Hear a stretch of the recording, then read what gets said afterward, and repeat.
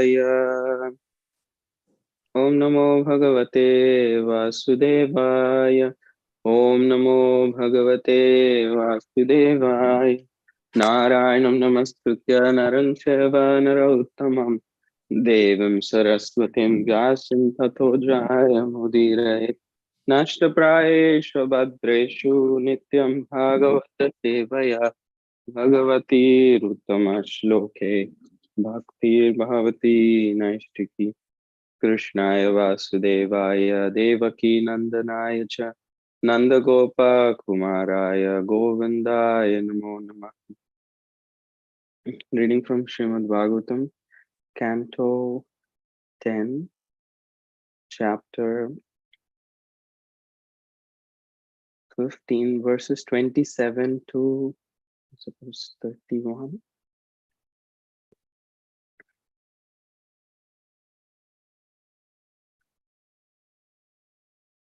Evam suhrud vacha shrutva suhrud priya chikirshaya prahasya jagmatur gopair vratau talavanam prabhu. Translation and purport by the disciples of Srila Bhaktivedanta Swami Srila Prabhupada. Jai Srila Prabhupada. Hearing the words of their dear companions, Krishna and Balaram laughed and, desiring to please them, set off for the Talavana, surrounded by their coward boyfriends. Purport. Lord Krishna was thinking, how can a mere donkey be so formidable? And thus he smiled at the petition of his boyfriends. As stated by Lord Kapila in the Srimad Bhagavatam, Hasam Hare Ravanata Kila Lokativra Shokashru Sagara Vishoshanam Atyudaram. The smile and laughter of the Supreme Lord Hari is most magnanimous. Indeed, for those who bow down to the Lord, his smile and laughter dry up the ocean of tears caused by the intense suffering of this world. Thus, to encourage their boyfriends, Lord Krishna and Lord Balaram smiled, laughed, and immediately set out with them for the Tala forest. Bala pravisha bahubhyam talan samparik kampayan palanu patayamasa mathan gaja ivaujasha. Lord Balaram entered the Tala forest first. Then with his two arms, he began forcefully shaking the trees with the power of a maddened elephant, causing the Tala fruits to fall to the ground. Hearing the sound of the falling fruits, the demon Denuka ran forward to attack, making the earth and trees tremble. The powerful demon rushed up to Lord Baladev and sharply struck the Lord's chest with the hooves of his hind legs. Then Dhenuka began to run about, braying loudly. Moving again toward Lord Balaram, O king, the furious demon situated himself with his back toward the Lord. Then, screaming in rage, the demon hurled his two hind legs at him. Purport: the word upakroshta indicates a donkey and also one who is crying out nearby. Thus, it is indicated herein that the powerful Denuka made horrible, angry sounds. Om Namo Bhagavate Vasudevaya. Om Namo Bhagavate Vasudevaya. Om Namo Bhagavate Vasudevaya. Om Ajnanatirmirandasya Jnananjana Shalakya Chakshurunmilitam Yena Tasmai Shri Gurave Namaha. Shri Chaitanya Manobhishtam Stapitam Yena Bhutale Swayam Rupa Kadamahyam Dadati Swapadantikam Vandeham Shri Guru Shri Yuta Padakamalam Shri Gurun Vaishnavamsham Shri Rupam Sagarjatam Sahagana Raghunathanvitam Tam Sajivam Sadvaitam Savadutam Parijana Sahitam Krishna Chaitanya Devam Shri Radha Krishna Padan Sahagana Lalita Shri Vishakhanvitamsha. He Krishna Karuna Sindho Dinabandho Jagatpate Gopesha Gopika Kanta Radha Kanta Namostute. Tapta Kanchana Gaurangi Radhe Vrindavaneshwari Vrishabhanu Sute Devi Pranamami Haripriye Vancha Kalpatarubhyascha Kripa Sindhubhya eva cha Patitanam Pavanebhyo Vaishnavebhyo Namo Namaha.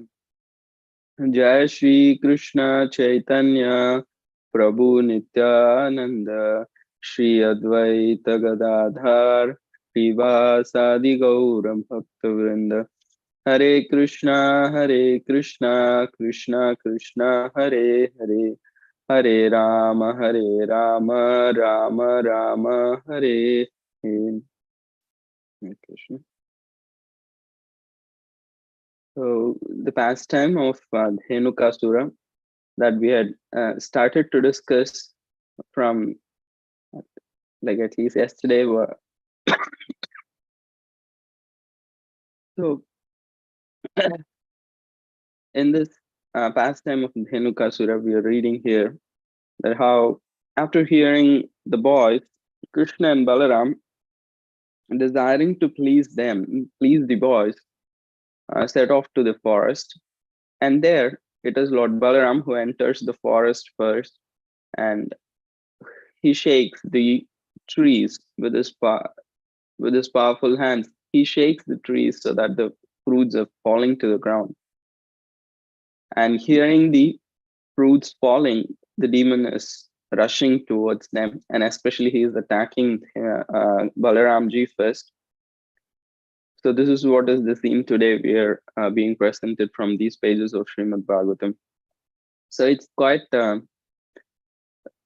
first thought that came to my mind was I could not but see the kind of superimposition of something that I was hearing recently.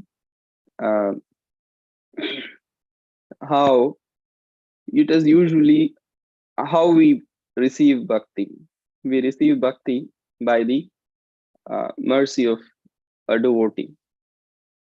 So here I was just listening to something related to that, and then I read these verses yesterday night, and I could immediately was connecting with that. How here all these boys, they are like the devotees, they are actually calling out to Krishna and Balaram that okay, here there's Dhenuka, and then here there are fruits.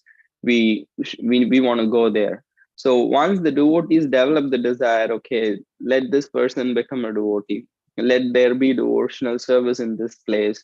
Let there be devotees in this place. How like Srila Prabhupada desired, okay, let the process of devotional service to Krishna flourish in the Western world. So as soon as he desires, then everything else begins. It's like Krishna could have done that even before, even without any devotee coming here, if he wanted to, in various other ways.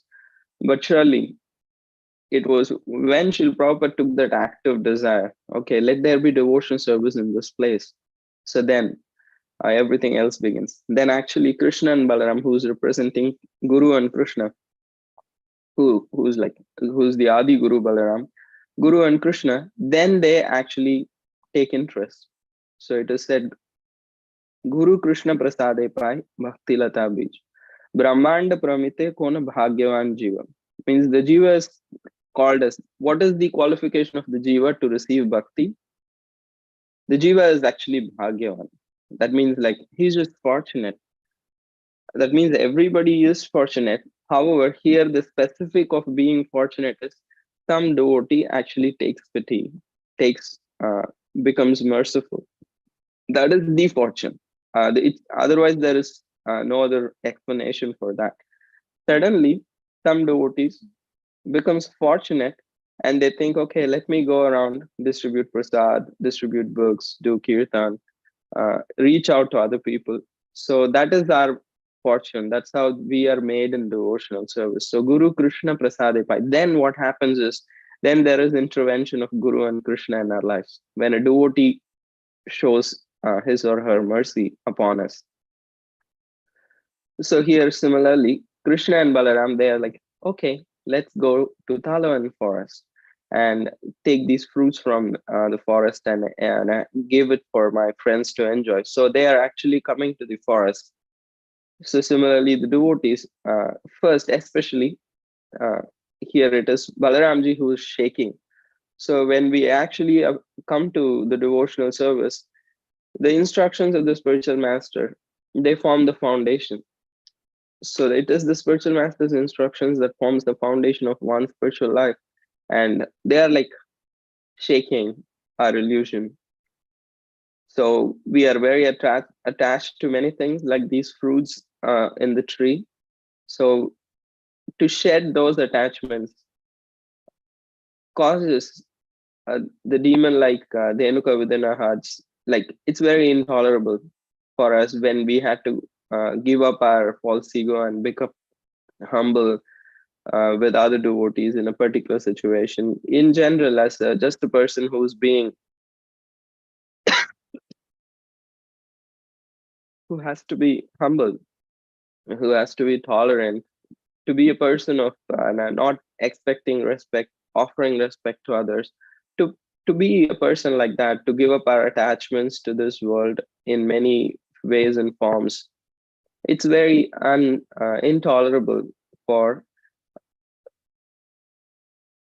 the attachments that we have. It is very intolerable for the false ego. So then immediately we react in the world like how Denuka is doing here, uh, trying to attack Krishna, trying to attack Guru, trying to attack other devotees. Anyone who comes in the ways of our false ego, then we kind of attack others. Sometimes it's not always physical, so it's not very visible to us and others, but it is very tangible in many ways. We immediately attack other people. So here, that's what Dhenuka is doing. That he is having so much. This is one thing that I wanted to discuss. Like from these, we can kind of infer these points from here. However, I also want to look at the Leela for with Krishna as the center, because when I look at these verses and I see something else, I'm seeing which is devotionally important and inspiring, could be for different people, and seeing principles, devotional principles in these lines is the purpose of the scripture. Also, is one of the purpose of the scripture. However, here we are also reading about Krishna's life. It's not just about us. We need to take, okay, what is happening here, how it is relevant to my life, how I can apply in my life. At the same time, we also should let ourselves be washed, our consciousness be washed by Krishna, just by knowing about Krishna. Like a lot of the tendency of the conditioned soul is, in general, is like gossip, wanting to know about others, wanting to tell others about themselves in various forms. The whole social media is meant to announce to the world about what we are doing. So it's the natural tendency of the conditioned soul to know what's happening in others' life and to also say what is happening in their own lives to tell others. Here, Srimad Bhagavatam is the spiritual counterpart. Here we are being told what's happening in Krishna's life. So we should also become interested in knowing who is this personality? What is he doing? What are his likings? What are his dislikes? What are his favorites? So that is also one aspect of the Bhagavatam that we can actually look into. We can read in between the lines and see what is applicable to us and what we can apply in our lives, which is very, very important. However, here we are seeing there are these two boys. What is the age of these boys when this Leela is happening? They're between 6 and 7 years. They're not uh, beyond seven. Like Krishna, especially, is between 6 and 7 years. He has just started. We recently read about Gopashtami and all these Leelas also. Here, these boys who are between 6 and 7 years, they're having such a great time in the forest among each other. And then Krishna becomes tired and they're taking rest. So the boys are thinking, maybe Krishna and Balaram are hungry. It's time. We need to feed them. So they're just asking, see the love here. So here they're asking Krishna and Balaram, I think these forests, and it is put out in a very interesting way also. They're not directly telling, okay, let's go and get these fruits, and these are such tasty foods. It's like kind of one after one, very logically built words. So they say, they're not far from here is a very great forest filled with rows of palm trees. If we know palm trees are not like usual trees. Palm trees are very peculiar. They're they are not very broad. They are, of course, compared to other trees, they are like thin, but still they're broad enough. I don't think always we can one person then can just embrace. Sometimes it's like as easy as like one person can embrace the tree. It's thin, but it is very, very tall. And everything, the leaves and the fruits are on the very top of the tree. It's not spread out like any other tree. It's very high, and all the leaves and all the fruits are all on the very top of the tree. So they're not very easy to reach out to these fruits. So, and that's why Krishna and Balram might say, "Oh, we are just boys. How are we going to get the fruits from those tala trees? It's not very easy to climb them." So they're saying, "No, in the Talavan forest, many fruits are falling from the tree. Once they get ripened, the fruits actually fall on their own. So there are many fruits which are fallen from the trees. We don't need to climb them. Many are already lying on the ground, but all the fruits. So then Krishna and Balaram might say, okay, if the fruits are lying on the ground, let's just go and enjoy them. Okay, no, it's not possible. Why? Because the fruits are being guarded by this demon. Oh, demon! And here the boys very clearly know Krishna and Balaram has killed so many demons earlier. So they are not having any fear. They're not saying, oh, why take risk of our lives for the sake of eating fruits? They're not thinking like that. They have this implicit faith, oh, Krishna and Balaram has killed so many demons. What are these demons? We want to enjoy the fruits. Like this is how a child thinks. It's like if you put up this situation to adults, they'll be like, what is important? Eating these fruits or my life? Oh, okay, who cares for these fruits? These demons will kill me, so I won't. The boyish nature is also to take unwarranted risk. At the same time, here they are not taking just because of boyish nature. It's shown as boyish nature, but they also have deep faith in Krishna that no demon can stand against him. So they are like, oh Rama, oh Krishna, Tenuka is the most powerful demon, and he's assumed the form of a donkey, and he is surrounded by many friends who have assumed a similar shape. So they are actually demons, but they have this shape. They take forms that they like. So here, Denuka and his friends have chosen to be in this form of donkeys. So it's not. Uh, so this demon here, they are saying, okay, how dangerous are these demons, especially Denuka? He has eaten men alive, and people and animals are so terrified that they don't even want to go, and to that extent even birds are afraid to fly there on the top of the tala forest. So the tala forest, it has such sweet smelling fruits, but the boys are saying we can even smell the fragrance of these fruits right from here. So they are just enticing Krishna and Balaram also. Like right from here, we can smell. Just imagine how tasty the fruits would be because they are so fragrant. Just imagine what we are missing out. So they're just inspiring Krishna and Balaram to take action.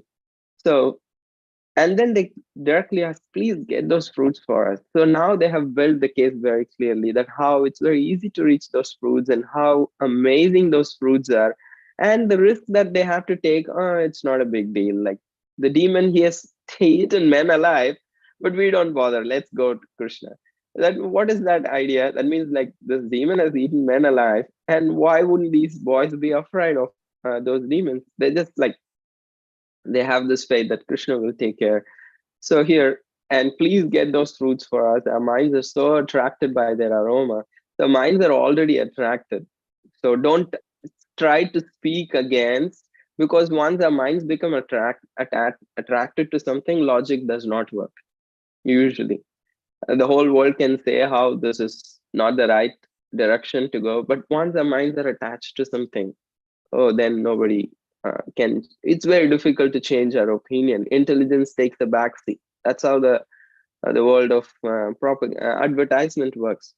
Once they hook you by showing the ads in a certain way, certain number of times, and so at certain times of the day in this way continuously, if they bombard, and at one point that attachment is developed, oh, then it's very difficult. Then it's almost you're checking out from the cart.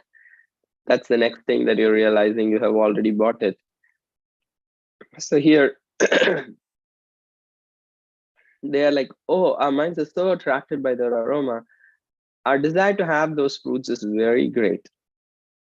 Even though they are uh, so attached to, or now for, they're become so attracted to these fruits, they put it very nicely. If you think it's a good idea, they have told so much that how their minds are completely attached, they're so attracted by their aroma, and they have great desire to have those fruits. But still, they say, Krishna, if you think so, Krishna and Balaram, if you think it's a good idea, let's go to that stall of ours, because you are the guys who are going to kill the demons. So if you think you can do it, then if you think it's a good idea, then we can go. Still, they are depending upon Krishna's final desire to do that or not. So hearing their friends, Krishna and Balram, laughing.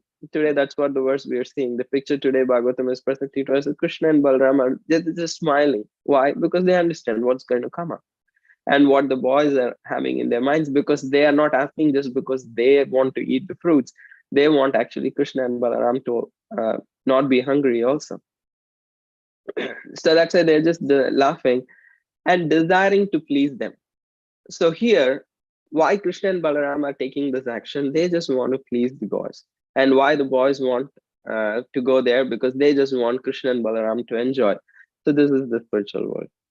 So in this world, if even on the material terms, if people want to be happy in their daily life, usually the more we are selfish, the more we are suffering, even materially speaking. So what to speak of in a spiritual circle, the more we are able to look out for each other, the more we are actually happy. We feel more satisfied, fulfilled, secure. All those uh, all those things are the nature of the soul. It immediately manifests when we give love to others. Then we naturally experience love. But the nature of the mind is to tell or to kind of trick us that you need to hold it. It means the nature of the conditioned soul is, let me hold it for myself. So, and then we expect others to give to us, but we don't want to give to others. So in that way, we are not going to feel that security, happiness, satisfaction, whether we're devotees or not. In general, the psychology, it's much more, a person feels more secure and safe when they share it with others. So here, just to please the boys, Krishna and Balram are setting off to the forest, Talavan. And as soon as they enter, it is Lord Balaram who enters first. So he is the brother, because always Mother Yashoda made sure Balaram always accompanies Krishna, because he will make sure of Krishna's safety. So as the eldest in the group, Balramji is like, okay, you said this demon is very dangerous, so let me first go. Let me actually take the first step. So he's keeping everyone behind, including Krishna, and he is entering first. And they said first the fruits are fallen on the ground, but here Balram is literally shaking in the trees to have fruits fallen, fresh fruits. Who cares for the fruits fallen on the ground? We want fresh. So he's just shaking them. So as soon as the fruits are falling, then they make sound. If you have seen tala fruits, they're very black outside. They have a very thick exterior, and they're very, very sweet fruits inside a shell. So the fruits are very soft, wobbly. When they're very tender, they're very cooling to the body, and they have water inside those fruits. It has a peel, you have to peel it off, and inside it's very soft. It's almost translucent, transparent, uh, kind of a fruit. It's a very different, unique kind of a taste and fruit. And so when they fall, the fruits inside, they're not going to break because the trees are very tall. So usually if it falls, the fruit will just be like boom, it's just going to break open. And it's not the case with the palm fruits because it has very, very thick uh, exteriors. The fruits are kind of embedded in a very safe shell. So even if the fruit falls from the top, you can pick it up and then you can peel open everything, and then you can pluck out the actual fruits from the outer shell. So here, Krishna Balaramji is shaking, and all these fruits are falling. And the idea here, I just want the rest of the pastime for the future speaker to continue, because I think it will continue for a few more days. I don't want to go into the next part of the story. But what I would like to, this is the pastime aspect, like how Krishna and Balaram are trying to please the boys, and the boys are trying to please Krishna and Balaram, and how there is endeavor in love. It's not just I love you, you love me, but there is endeavor in love. There is an active endeavor to please each other, not just desiring, but also there is action.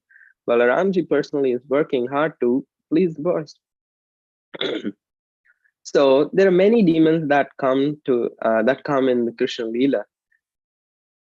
And if you see this pastime, though I don't want to and go to the next part of the story, just to make the point, end of the pastime, Krishna and Balaram, they don't touch those fruits.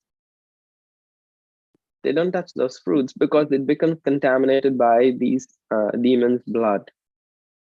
So it becomes like untouchable. They don't actually uh, enjoy it, and at least those fruits they that is already fallen and they had shaken out of the tree, they don't take it. In the future, after the demon is killed, the Brajvasis go to that place and they continue to enjoy the fruits. That's what is mentioned in the Bhagavatam.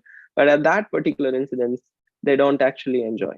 They went to the forest specifically to eat the fruits very, very eagerly, but at that particular instant they don't enjoy because it's contaminated. One thing is contaminated by the blood, but Dhenuka also did not want her to offer those fruits to Krishna. Krishna does not need to care because everything belongs to him, whether the demon is interested in giving or not. It all actually belongs to Krishna, so he can take. But still, the attitude was, these are mine. I'm not giving it to you. If you see in this way, Putana is a very, very special demon. Many have come to the Vrindavan, but it is only Putana who came in a way to give to Krishna. That's why she had a very, very special position. All these demons got various destinations, but Putana got the best. She became a nurse in the spiritual world, assistant of Mother Yashoda, because she also wanted to kill Krishna, but she came in the pretext of giving. If you see all of the demons, they're like, there is this crane who's just jumping and straight attacking. There is this bull coming to attack. There is this horse coming to attack. There is this uh, there is this snake which is just trying to kill. So all these demons, there is this uh, sneaky calf which is appearing like any other calf, and so in this way, either they are very sneaky, they're trying to cheat, or they are right out there to attack. They just no qualms. Huge crane with a beak, and then like straight, just trying to jump and swallow Krishna. And so in this way, this is how all the demons behave. It is only Putana who comes to give, actually, in the form of like milk. So even though Krishna knew here there was this and her breast was covered with poison, Krishna did not stop from taking the milk. He actually physically took the milk. Just imagine someone's. We have a very clear understanding. There's poison mixed with this, and it's not being offered with love. We don't usually will be very eager to take it, but Krishna very eagerly took it, and not just took it because she came in the form of a mother and wanted to offer him something, wanted to offer that milk. He actually took it. It was not even with devotion. He went against his own words. He said, Patram Pushpam Phalam Toyam Yome Bhaktya Prayachati Tadaham bhakti upahritam ashnami prayatatma. He says, if offered with the devotion, I accept. What devotion did Putana have? Still he accepted. Here, but Denuka, he didn't want to give. So Krishna, okay, it was already contaminated with the blood of the demons, like so they didn't actually take. So here we see Putana, and here we see Dhenuka. They're demons. And if you see the life of means the pastimes of Krishna, there are many other places people voluntarily offer. After all these pastimes, Krishna goes to Mathura. There, Kubja offers him the scent. The garland maker Sudama offers his garlands, but the washerman denies to offer his dress. So the opportunity is there for each one of us. What we have is all coming from Krishna, but it is still unique to us. So if we can make an active attempt to offer something in love to Krishna, that's what this Krishna is looking for, to an exchange of love. And it could be anything. It could be, that's why Krishna is saying, starting with water. It could be patram pushpam phalam toyam, as simple as that, or anything much bigger. What we hold dear, what are the talents that we have, the resources that we have, whatever. But when offered with devotion, so then that fulfills the heart. The soul's innate nature is to actually have that loving exchange with Krishna, and the soul will feel more secure, safe, and loved, and has an opportunity to offer in love something to Krishna. So when that is accessed every day, that's when we can actually feel a fulfillment in life and devotion. So if we don't access that aspect of giving something with love to Krishna and others, then we won't be able to just access that innate nature of the soul, even though externally we may be doing activities which are part of the devotional ensemble. So I stopped there. I'm sorry if I had gone over time. Any thoughts that others wanted to share, please feel free to do so. Thank you, Gaura Sharan Prabhu. Wonderful class. Temple room, do we have any contributions? Jagir Dari, would you like to reflect? Jagir Dari came all the way from Florida to attend Thursday night kirtan. This is surrender. Shempakalata Hare Krishna. Hare Krishna. Nice to see you again tonight. I hope you feel better. My goodness, you're making a tremendous sacrifice to give class today. Hare Krishna. This is a really cool pastime. The Coward Boys, I heard that they were, they know that Krishna loves to fight and kill the demons. So they said, okay, let's go there. I can just see them like, let's go to Taliban. They all go together. And then Balaram provokes the demon with the shaking the tree and making all the fruit, And then there's this very dramatic part where Denakasura comes and he kicks Balaram in the chest with his back feet, very powerful attack. I could just see Balaram, he doesn't care. He's totally impervious to the hateful, violent, physical attack. And then I love that picture. There's a picture of, I'm not sure whether it's Krishna or Balaram, holding one of the ass demons, one of the donkeys, by the back leg. You know that picture? Mm-hmm. Yeah. And Krishna's hands are so delicate, just gently holding the back leg and swinging the demon around and throwing him up in the tree and killing him. It's like really interesting contrast as this demon with big sharp teeth, growling and making this horrible noise and charging and attacking, and then just practically effortlessly, like when Lord Braha kills the Hiranyaksha, he just, with his left hand, he just taps him on the side of the head and kills the demon. So it's kind of interesting to hear these things. And Krishna came to kill demons, protect his devotees. Anyway, we're just repeating. You've already spoken about these things exactly and completely, but it's very relishable to see this drama take place and see the power of Krishna. He's not even the slightest bit afraid of these demons. Hare Krishna. Glory to Prabhupada.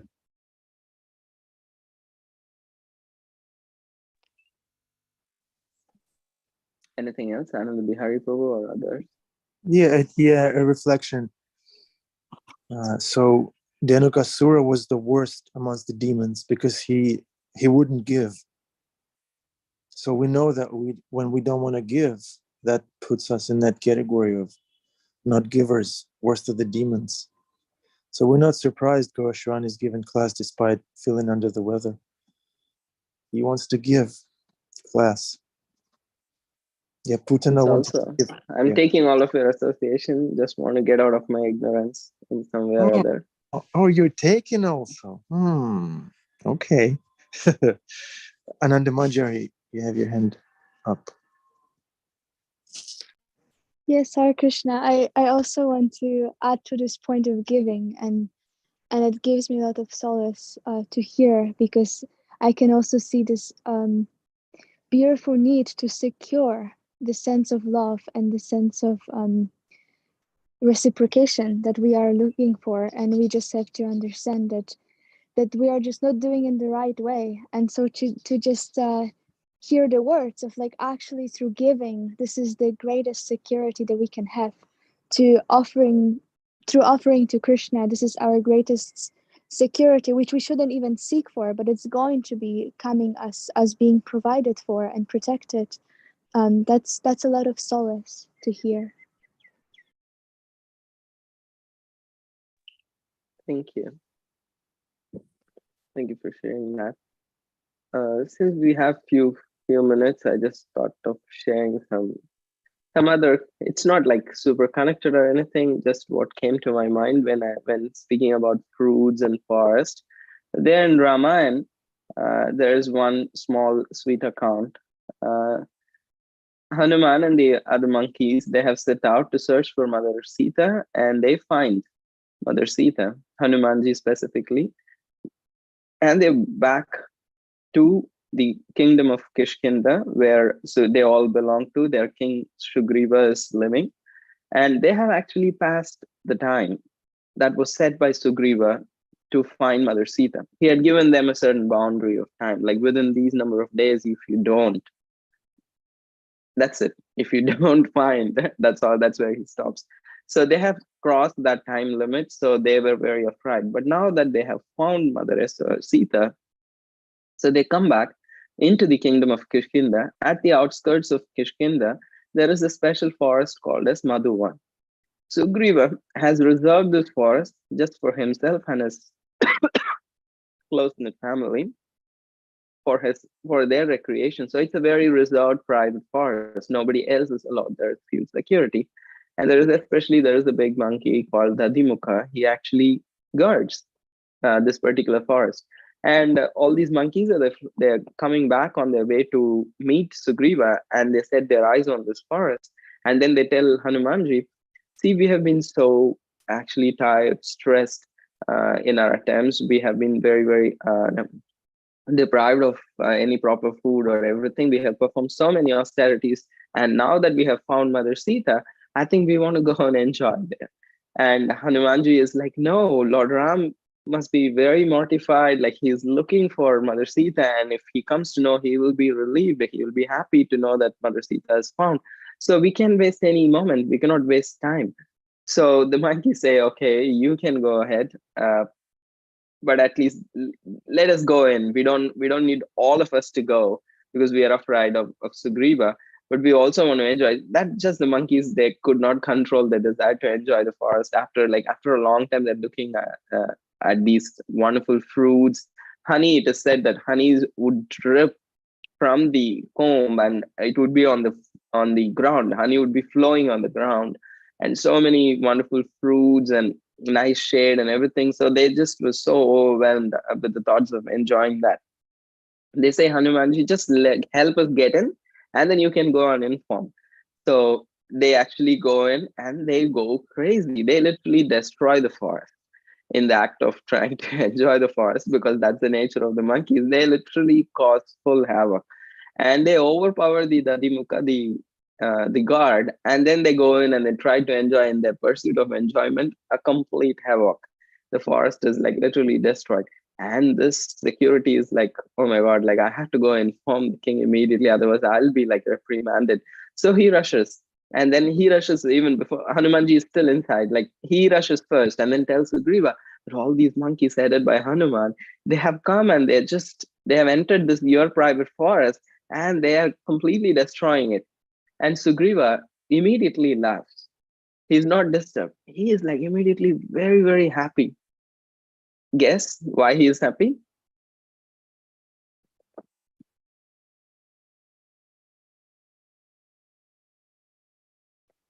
He says, Lord Ram, that means they are successful in their task. Otherwise, they wouldn't dare go into that forest and do this my private forest. They know they have achieved something so remarkable that they can be pardoned for this particular act of theirs. So I'm pretty sure they have found Mother Sita. Please stay positive. I'm pretty sure that they have found Mother Sita. Otherwise, these monkeys would never dare enter into that forest. And then this monkeys are enjoying, and then Hanumanji thinks, okay, it's time. Like I need to go ahead. So whoever wants to join, they join, and then they come. And Hanumanji, the first thing he says is found. He does not say Sita. He does not say I. Nothing. It's a particular version of Brahman, which is in Tamil. So it's very nicely put. Like found is the first word he tells Lord Ram. That means like he went to find Sita. So obviously, what will he find? He won't find like something else. Obviously, if I go on a mission and then I come back and say successful, that means like I did achieve what I went for. So he says found. Sita, I. He turns the sentence. It should be I found Sita, but he says found Sita, I. It may not be grammatically right, but the mood is I want to give even a moment of relief. I can give Lord Ram before, like if it is like 10:51, and if I can give that relief to Lord Ram like a few seconds before that, those few seconds actually I'm willing to do that. So he changes the sentence formation in a wrong way and says found Sita I, and then Sugriva is like, okay, he just does not care that the forest is destroyed, but he's so happy that the boys actually found Sita. And Lord Ram is like finally Lord Ram is like wondering, is like, did they bring Sita back? Did they like is she along with them? Like what's happening? Like so, and then they explain everything. Okay, how she's still there, but he doesn't know the location and what's happening and how she's looking forward. And Hanuman did offer Mother Sita, okay, jump on my back and I'll fly back. That's it. You don't need to worry about this demon Raman at all. Mother Sita says, no, my husband is not a coward. I'm not going to be like rescued by anybody else. What would others say in the future? That I want law means like if Lord Ram comes, then everyone can see how much he is actively taking efforts to save his love. Like it's not that like Lord Ram did not do any endeavor, but to show that how he actively does the endeavor to satisfy, to please, and find Mother Sita.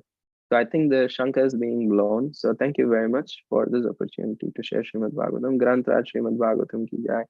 Srila Prabhupada ki jai. Sai Gaura Premanande. Hari Hari Gaur.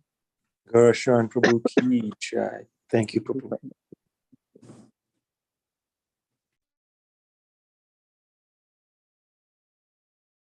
Can you pin the darshan, Prabhu? Okay. It's done.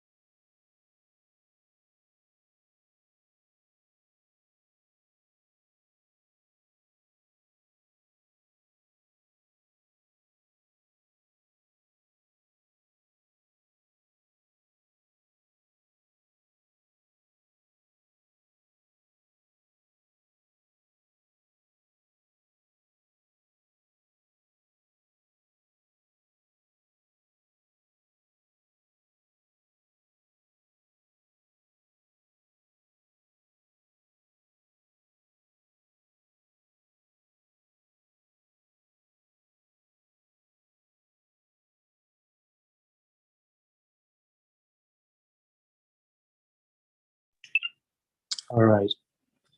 Thank you very much, dear devotees. Bhima Prabhu, are you in your private forest looking for Denuka? I am Danuka. Can't you see? Hold on. I got my ears pinned up so you can't see my donkey ears. See, there they are. Hee-haw. Yes, I'm still attracted to the fruits. No, I don't give all my fruits to Krishna. And that's the way it is. And I'm just going to have to get my ass kicked. Yes, But Bhima at least I Prabhu. know Krishna's there. See, that's the thing about Krishna correcting us. At least we know he cares, even if it hurts. Even if you know that that hand coming across the way is not hit the palm of his hand upon your cheek, but the back of his hand upon your jaw. But you know it's him. You know it's him. And that's the best thing of all. When the bad stuff happens and you know that you're chanting your rounds and you're doing your best to try to stay in contact with Krishna, and something happens, then you get to say to yourself, okay, Krishna, what is it that you want me to learn? And everything becomes, a gradual progressing through the school of bhakti. Some of you guys, most of you guys are already up there in high school and graduate school and stuff. I'm just like that 3-year-old that keeps getting sent into the corner. And you ever see, you ever hear about kids in school, like they stay back in like for third grade and middle school. They keep staying back, and they'll be in like middle school. I remember there was this guy who was in middle school still. He was in 8th grade.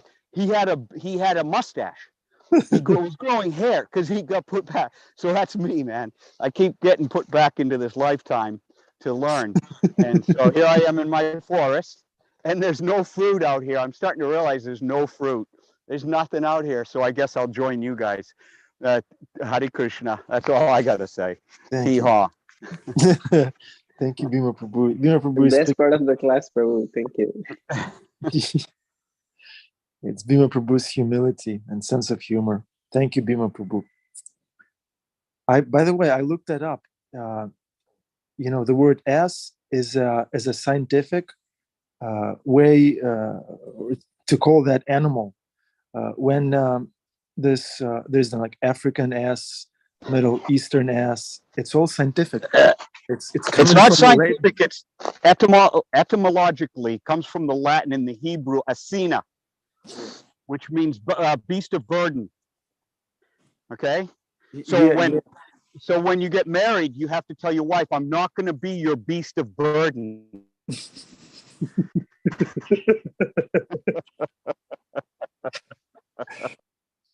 It's a burden of love. It's a burden of love. We're all beasts of burden of love. Okay. All right. Srimad Bhagavatam ki jai. Thank you so much for tuning in. Srimad Bhagavatam never ends. Gaura Sharan Prabhu, special thanks to you. William Prabhu, thank you. Rich Hare Bhakti, Krishna. Susan. Hey, William, you have a reflection? No, Like no? I just have a comment. I just want to thank you for allowing me to attend class. Gosharan Das, thank you so much. I saw your effort. I'm praying that you get well soon. Thank you so much for giving classes. Just seeing you and going through all the motions you're going through, how sick you are, and you're still giving class. That's wonderful. I mean, it's beautiful. I'm praying that you get well soon. Hare Krishna, Prabhuji. Thank you. Thank you, William Prabhu. Okay, Rich Bhakti, Suzanne, Preeti Chaturvedi, Amrita Kishori Didi, Sharmila, Angela, Dana Krishna Radharani, Jeffrey Eckler, Naomi, Isabel, Isa Spirit Soul. Thank you so much for tuning in. Come again tomorrow. We love you dearly. Thank you so much for being part of this family.